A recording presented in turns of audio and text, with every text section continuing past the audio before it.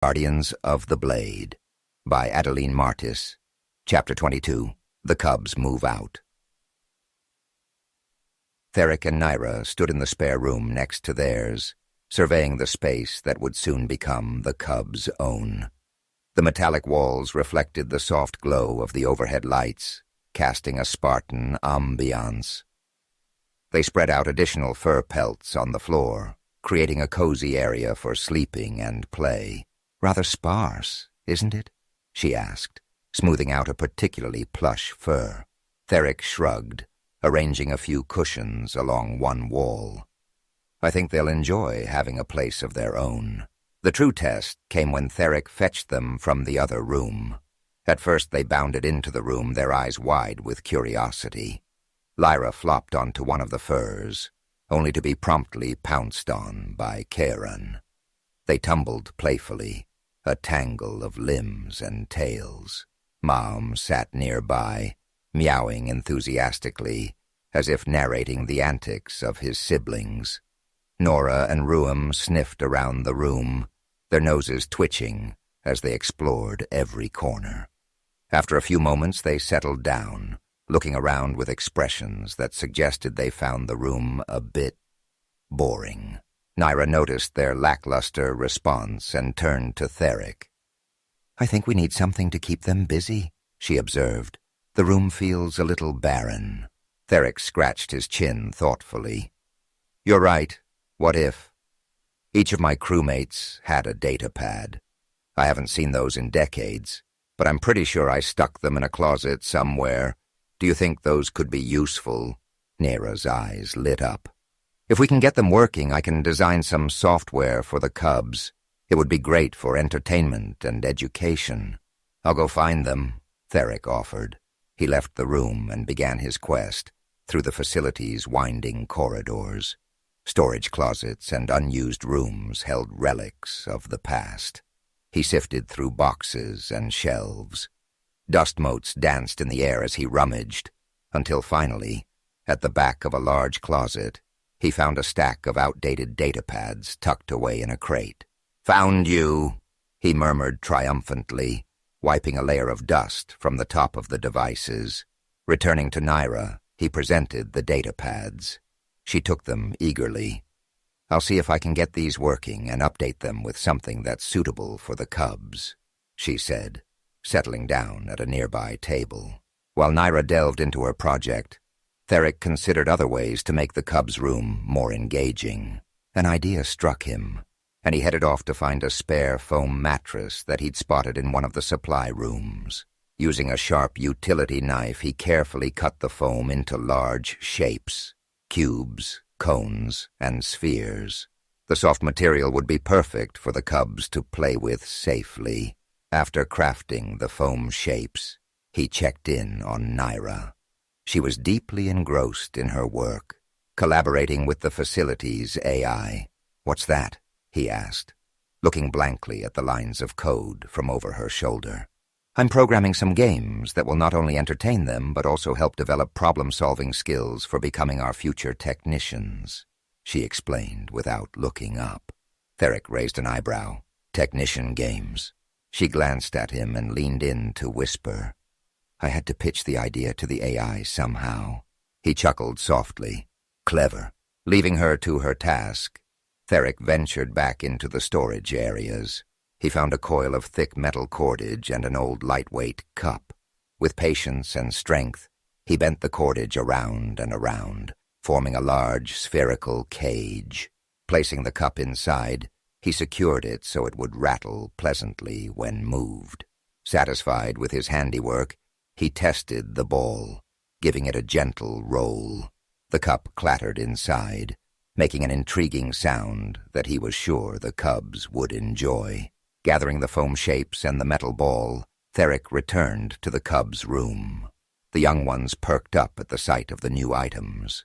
"Look what I've got for you," he announced, placing the toys on the floor. Kieran's eyes widened at the sight of the large metal ball. Without hesitation, he crouched low, his tail twitching. With a playful growl, he launched himself at the ball, batting it with his paws. The ball rolled away, the cup inside rattling loudly. Delighted by the sound, Charon chased after it, pouncing and swatting with exuberant energy. The other cubs watched for a moment before joining in. Nyra picked up one of the foam spheres and shook it around, giggling as she flopped over and kicked it with her hind feet. Maum and Ruem began stacking the foam cubes, seeing how high they could build a tower before it toppled over. Lyra, oddly, decided that the foam felt good on her face. She sat down with a cube and bashed her head into it repeatedly. "Lyra, stop," Therak insisted, taking it away. But the little maniac just went and found another foam shape and began doing it again. Luckily, Nyra arrived to save the day. She replaced Lyra's cube with a freshly refurbished datapad that had some sort of shape-sorting game. Lyra latched onto the datapad immediately, her eyes growing large, and became completely engrossed. Therak and Nyra stood back, watching the cubs immerse themselves in play. "They seem happier now," Nyra observed, a soft smile gracing her features. "Yes, much better," Therak agreed. "Nice job with the datapad." Nyra held up the other restored datapads. "I've got the others working. The AI helped me install some interactive stories and puzzles. Each one has a different game. We can set them up on the ground and the cubs can play with them as they like. You don't think they'll fight over the various games, do you?" Therak replied, trying to anticipate future problems. He remembered squabbling with his siblings for much less. Nyra shrugged. They shared a moment of quiet camaraderie, the sounds of the cubs' laughter filling the room. A clang pulled Therak's attention to where Charon managed to trap the metal ball against the wall. He crouched low, wiggling his haunches before pouncing on it with all his might. The sturdy ball rolled out from under him, causing him to tumble forward and somersault head over heels. He landed in a heap, momentarily surprised. Therak stifled a laugh as Nyra gasped lightly. Before either could react, Charon popped his head up and hissed at the ball as if it was his mortal enemy. With a sigh, Nyra went over and held the ball for him. "Now try," she coaxed. Charon hopped atop the ball and bashed it with his claws several times. When he was done, he looked at his mother. She nodded at him approvingly and cooed. "Good job, Kiri. You showed that ball who's boss," she said. Charon puffed up a bit at her tone. "Rom," he said. Nyra lowered her face to his, and they rubbed cheeks. Therak's heart swelled as he watched. The sheen of light glinting off Nyra's fur seemed a little brighter, and she seemed a little more beautiful in his eyes. As the afternoon wore on, the cubs continued to explore their new toys. The room that once seemed barren was now filled with activity and joy. Therak leaned against the doorway, a sense of contentment settling over him. "They're happy," he said quietly. Nyra stood beside him, nodding in agreement. "You want to go back to our room and see how long it takes for them to notice?" she whispered. Therak nodded, and they snuck away together as their cubs played. The arrangement proved to be satisfactory for the cubs. Over the next several weeks, the little ones learned how to entertain themselves while Nyra and Therak spent time doing other things. Not only did this give them space to work on repairing the facility, but it also gave them time to enjoy each other. They spent many hours talking, grooming, and cuddling with each other. On any given day, they spent at least 12 hours in each other's company. These hours passed extraordinarily easily. Any disagreements that they had were talked out immediately and never had any time to build. Nyra easily danced the line between being non-confrontational enough to never truly anger Therak, while also standing her ground on issues she found important.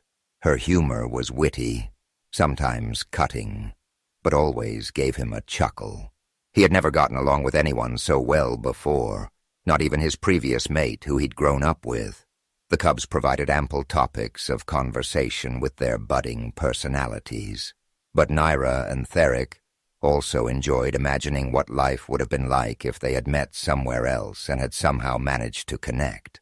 They wove tales together, historical fictions of their lives where they featured as the main characters. Often they had to adjust Therak's age, or make sure that he didn't wind up killing someone that had taken advantage of Nyra in her past.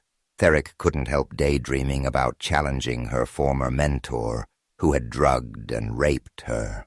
He had rage fantasies of beating the bastard until he was a bloody smear on the pavement. Nyra wasn't impressed with these rage fantasies.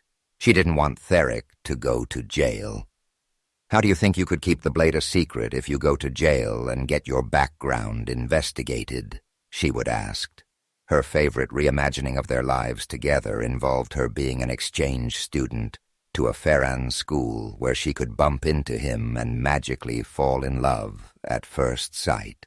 Of course, that meant she would have had to meet his childhood friend and compete against her, as his ex had been quite jealous of his time. She was confident that she would have made him hers in the end.